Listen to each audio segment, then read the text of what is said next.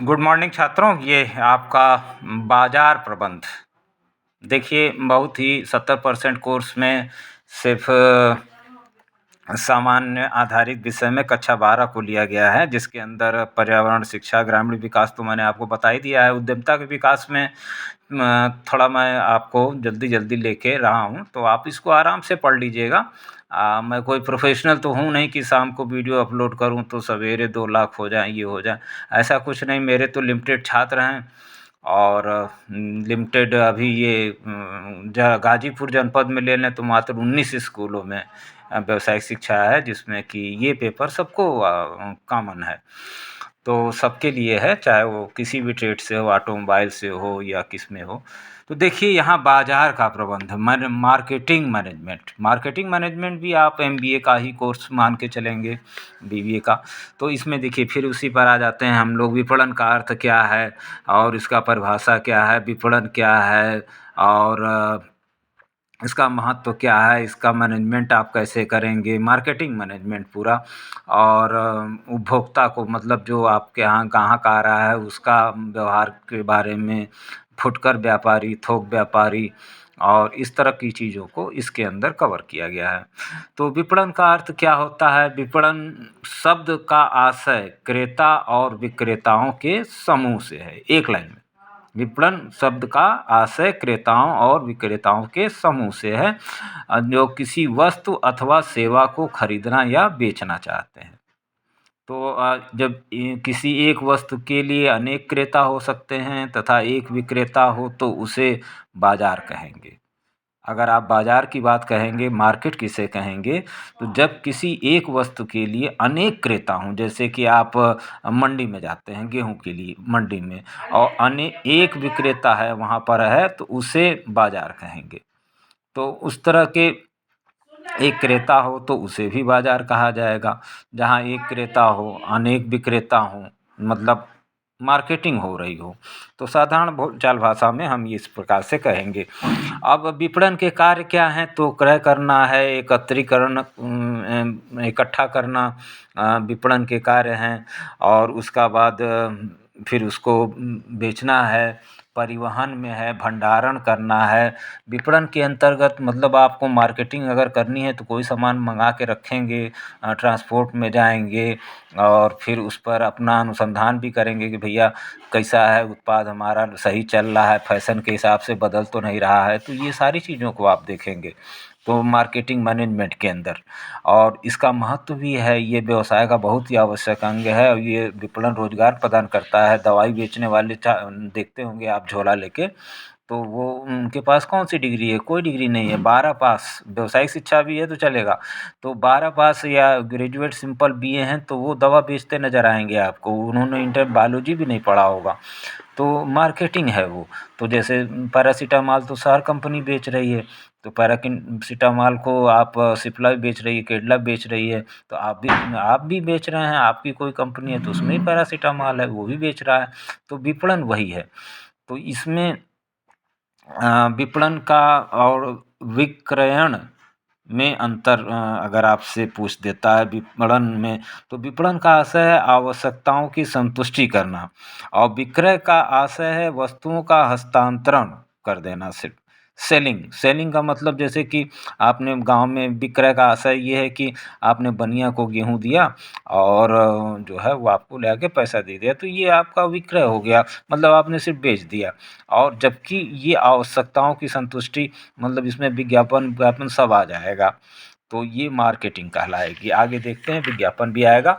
और विपणन प्रबंध क्या है? विपणन प्रबंध से आपका आशय यही है कि बाजार संबंधी पूर्ण प्रबंध से है कि आप बाजार को पूरा समझते हैं कि नहीं है, और उसका सर्वे करके ही आप अपना बाजार में सामान को, उत्पाद का निर्माण करिए। फिर उसको ग्राहक की इच्छा अनुसार जो है अनुरूप वस्तु बना कर दीजिए। चाहे आप एलईडी बल्ब का एक छोटी दुकान गांव में अपने घर में मड़ई में लगा के बैठिए और वहाँ से फिर आप अच्छी अच्छी चीज़ें बनाइए, तो ये भी आपकी मार्केटिंग हो जाएगी। फिर कुछ में एक आदमी दूसरे से कहेगा, दूसरा तीसरे से कहेगा, तो मार्केटिंग आपकी, मार्केटिंग मैनेजमेंट इस तरह से भी आप बना सकते हैं, अपने घर के अंदर बना सकते हैं।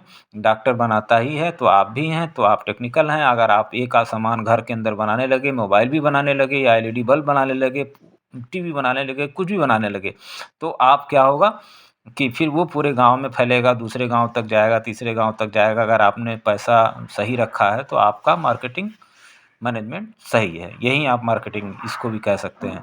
बाज़ार प्रबंध से आशय बाज़ार संबंधी पूर्ण प्रबंध से है। तो मतलब लगभग उसके साथ ऐसा सिस्टम बनाया जाए। आप मंडी में कभी जाइए तो देखिए तो आपको मिलेगा। तो हाथ में लेके बना रहा हूँ साथियों, तो थोड़ा-सा हिल रहा होगा, लेकिन रोक देता हूँ मैं इसको। आप चाहें तो स्क्रीनशॉट ले सकते हैं। इसकी विशेषताएँ भी देखिए। उपभोक्ताओं की आवश्यकता कैसी है, इसको आपको समझना होगा मार्केटिंग में। और कौन डॉक्टर कैसी दवा लिख रहा है, मतलब अपने ग्राहक को। तो उपभोक्ताओं को इच्छाओं का पता लगाना होगा। अगर आप किराने की भी दुकान खोल रहे हैं तो वहाँ पर भी आपको देखना होगा। उपक्रम का विकास आपको विपणन द्वारा उपक्रम का विकास करेंगे आप कैसे, ग्राहकों की संतुष्टि के आपको देना होगा। शुद्ध लाभ में वृद्धि के द्वारा प्रत्येक व्यवसायिक इकाई अधिकतम लाभ चाहती है। तो उपक्रम का विकास तभी संभव है जब आप उसमें लाभ रहेगा। तो विपणन आप ऐसा करें कि जो है आपका इससे आपका उपक्रम जो है वो लाभ में रहे। आप विपणन के मार्केटिंग के जो है 4 स्तंभ हैं। एक तो आपका उत्पाद है, देख लीजिए, इसको भी आप चाहें तो स्क्रीनशॉट में ले सकते हैं।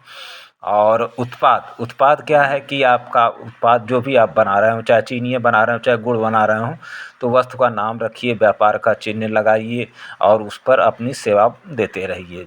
मूल्य आप सही रखिए जिससे कि बाज़ार से आपका ज़्यादा कंपटीशन ना हो। वितरण जो आपका हो सही हो, मतलब अगर आप हर बाज़ार में वहाँ जाते हैं, मान लीजिए आप छोटा ही आप गुड़ ही बेचते हैं, कोई भी मार्केटिंग आप कर रहे हैं। वितरण में तो मार्केटिंग में तो दवा बेचने वालों को आप लीजिए सीधे, उन्हीं पर उदाहरण लेके लिख दीजिए पैरासीटामॉल से मूल्य और वितरण। वो लोग दवा बेचने वाले आपको हर चौराहे में मिलेंगे ही, चट्टी चौराहे पे, तो उनसे भी मिलेंगे तो आप समझ जाएंगे मार्केटिंग क्या है। तो वो मार्केटिंग करते हैं। और उपभोक्ताओं की आवश्यकताओं पर ज़्यादा ध्यान दिया जाता है कि आवश्यकताएँ क्या हैं। उपभोक्ता की आवश्यकता जब तक आप नहीं जानेंगे, समझेंगे, तब तक आप बाज़ार को नहीं समझ पाएंगे। और उसके बाद उपभोक्ता जो है क्रय करता है तो उसको प्रभावित करने वाले तत्व क्या-क्या होते हैं। आर्थिक घटक होता है एक, तो परिवार का आकार कैसा है, मतलब आर्थिक घटक में ऐसे तत्व कि उपभोक्ता की आर्थिक स्थिति से प्रभावित होती है। उपभोक्ता का व्यक्तिगत आय क्या है, परिवार का क्या है। मान लीजिए एलआईसी की पॉलिसी बेचनी है तो इसका इकोनॉमिक फैक्टर क्या है, मतलब उपभोक्ता कैसा है, उसका आर्थिक क्या है, मनोवैज्ञानिक ज्ञान सिद्धांत वाला कुछ है, कुछ जानता है कि नहीं। तो ये सब चीज़ें जो है उपभोक्ता क्रय को प्रभावित करने वाले। उपभोक्ता का व्यवहार कैसा होता है, उसकी आदत है, उसके अंदर कैसी आदत है। वहाँ के हर जगह की रहन सहन अलग होता ही है। तो वहाँ का मनुष्य का मतलब कुछ ना कुछ तो आप ग्राहक को उपभोक्ता की किसी वस्तु को खरीदने से संबंधित संपूर्ण निर्णय प्रक्रिया उपभोक्ता व्यवहार कहलाती है। अगर आप एक लाइन में कहें तो यही है। उपभोक्ता की किसी वस्तु को खरीदने से संबंधित संपूर्ण निर्णय प्रक्रिया। चाहे आप आलू बेच रहे हैं तो उपभोक्ता ये देखेगा कि किसका साफ है, किसका किसमें मिट्टी लगा हुआ है, तो उसका व्यवहार कहलाती है। तो उपभोक्ता को आप यहाँ से समझ सकते हैं। तो ये आपका मार्केटिंग मैनेजमेंट है। उसके बाद भौतिक वितरण क्या है, फिजिकल डिस्ट्रीब्यूशन क्या है। उत्पाद का आपको उपभोक्ता तक पहुंचाना भौतिक वितरण कहलाता है। इसको कई रूप से आप करते हैं। इसमें व्यापारी भी रहता है, एजेंट भी रहता है, दलाल भी रहता है। तो इसके अंदर जो है भौतिक वितरण इसे कहते हैं आप। और जो है इसके आगे बढ़ें, इसमें कुछ नहीं। भौतिक वितरण क्या है यहाँ से इम्पॉर्टेंट है। थोक विक्रेता किसे कहते हैं, जो आदमी, जैसे हम दवा का स्टॉकिस्ट होता है और फिर उसके अंदर में एमआर होते हैं। होलसेलर आप जानते ही हैं किसे कहते हैं। इसकी विशेषता ये है कि बड़ी मात्रा में माल खरीदेगा, कुछ ही वस्तुओं में व्यापार करते हैं ये, मतलब जैसे प्लास्टिक में, गैस में और उसमें फुटकर में। और उसके बाद फुटकर व्यापारी कैसा होता है, ये तो आप रिटेल हर दुकान आपके गांव के पास होगी। फुटकर व्यापारी वह होता है जो उत्पाद को आवश्यकता अनुसार थोड़ी थोड़ी मात्रा में व्यापारी से खरीदता है और बेचता है। तो थोक व्यापारी में पूँजी अधिक होती है और फुटकर व्यापारी में कम पूँजी होती है। और एक अच्छे व्यापारी या विक्रेता के गुण बता दीजिए। विक्रेता का गुण आप खुद ही बता सकते हैं। आकर्षक होना चाहिए, हँसमुख होना चाहिए, ईमानदार होना चाहिए, नम्र स्वभाव का होना चाहिए, शिक्षित होना चाहिए। ये विक्रेता के और व्यापारी के गुण होते हैं। और यही उद्यमी के भी गुण हैं, यही चीज़ें हैं। और विज्ञापन में अगर आपको पूछे कि विज्ञापन क्या है, तो विज्ञापन धन ज्ञापन, का अर्थ है विशेष, ज्ञापन का अर्थ है ज्ञान देना, जानकारी देना। तो विज्ञापन, तो विज्ञापन पर ही आज पूरी दुनिया टिकी हुई है। सब विज्ञापन पे ही ज़्यादा सामान बिक रहे हैं। और इससे जो है मार्केटिंग को विज्ञापन जानने, स्मरण रखने तथा कार्य करने की एक विधि है। तो विज्ञापन से जो है बार बार आपको साबुन दिखाया जाएगा तो आप वही खरीदेंगे। विज्ञापन का उद्देश्य भी वही है कि वस्तु की मांग को बढ़ाए और वस्तु की मांग स्थिर करे, विक्रेताओं को सहायता करे, संबंधों में सुधार करे। अच्छे विज्ञापन के गुण क्या हैं? बजट का आकार उचित होना चाहिए, आकर्षक विज्ञापन हो, अच्छे पैकेजिंग की विशेषताएँ क्या? देखिए, कोई भी सामान बिकता है, साबुन एक चिप्स भी खरीदते हैं तो आलू की 5 ग्राम 6 ग्राम रहता है, लेकिन दाम पैकेजिंग पर रहता है। तो पैकेजिंग आकर्षक होनी चाहिए, इस प्रकार की होनी चाहिए कि आदमी जो है अंकल चिप्स तुरंत खरीद के खा ले, जबकि वो घर में भी बनाई जा सकती है बड़े आसानी से। आप देखिए, आगे आते हैं हम। विपणन में क्रय विक्रय दोनों ही क्रियाएं सम्मिलित होती हैं। प्रोफेसर पाइल ने इसको कहा था। विपणन कार्य है किसका? विक्रय करना। और उसके बाद मूल्य निर्धारण में क्या ध्यान रखते हैं आप? लागत का भी और लाभ का, दोनों का ध्यान रखेंगे। विपणन जीवन स्तर को प्रदान करने की प्रक्रिया है, पॉल मैजूर ने कहा था इसे। उपक्रम में विकास का आधार है, ग्राहक की संतुष्टि है, शुद्ध लाभ भी है, विक्रय भी, परिणाम में वृद्धि होनी चाहिए। तो उपक्रम का विकास तभी ना होगा, सभी रहेंगे। उपभोक्ता व्यवहार क्या है? ये क्वेश्चन देखिए आपको इस तरह से उठेगा। एक अच्छे पैकेजिंग का विशेषता बताइए। ये अपने मन से आप लिख सकते हैं कि अच्छे पैकेजिंग कैसी होनी चाहिए। अंकल चिप्स को देखिए और समझ लीजिए कितना आलू है, कितना पैकेजिंग में है। और उपभोक्ता का व्यवहार जो है, उपभोक्ता को किसी वस्तु को कब, कहाँ, कैसे, क्यों खरीदता है, इन बातों का पता लगाना ही उपभोक्ता व्यवहार का अध्ययन है। और अच्छे विक्रेता में क्या गुण होते हैं? मार्केटिंग में यही सब चीज़ें हैं, इसके अंदर छोटे हैं। एक विज्ञापन को 4 गुण बता दीजिए। डाक द्वारा आजकल व्यापार हो रहा है, इसको बता दीजिए। डाक घर में आप पार्सल से आजकल मंगा रहे हैं, बेच रहे हैं, खरीद रहे हैं लोग, तो ये भी है। अब तो ऑनलाइन भी चल रहा है। दलाल और आढ़तिया में क्या अंतर है? तो दलाल क्या है? और आढ़ती, इसे माल की जो आढ़ती रहता है, इसे माल की सुपुर्दगी की जाती है। और दलाल क्या है? इसे माल नहीं दिया जाता, ये बीच का कमीशन कमाता है, जैसा कि आप ज़मीनों वगैरह में प्रॉपर्टी डीलिंग में देखते होंगे। अच्छे विज्ञापन के 4 विशेषताओं का वर्णन कर दीजिए। तो वही उसका अच्छा विज्ञापन रहेगा तो लक्ष्य माने साबुन बिकेगा खूब ज़्यादा। लक्ष्य माने प्रकाश की तीव्रता लोग कम जानेंगे, साबुन ज़्यादा बिकेगा।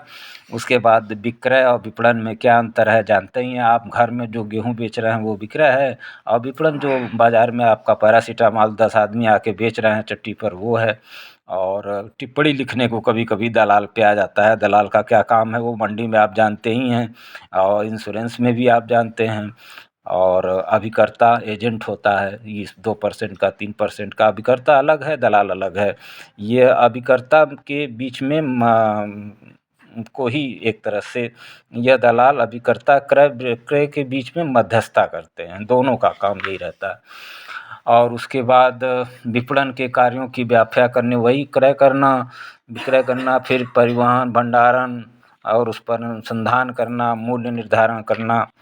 और विपणन का अर्थ बता दीजिए। समूह में सभी, मतलब विक्रेताओं के समूह से है, मतलब एक स्टॉकिस्ट हो गया, 4 ठो एजेंट हो गए। एक ठो एजेंट जो एक कंपनी है, मेडिसिन दवा को आप बना लीजिए, एक छोटा सा उदाहरण, और उसको लेके आप समझें तो मार्केटिंग पूरा आपको विपणन समझ में आ जाएगा। और जो भी अगला चैप्टर हमारा इंडस्ट्रियल रिलेशन रहेगा कि इसके अंदर भर्ती वगैरह कैसे होती है।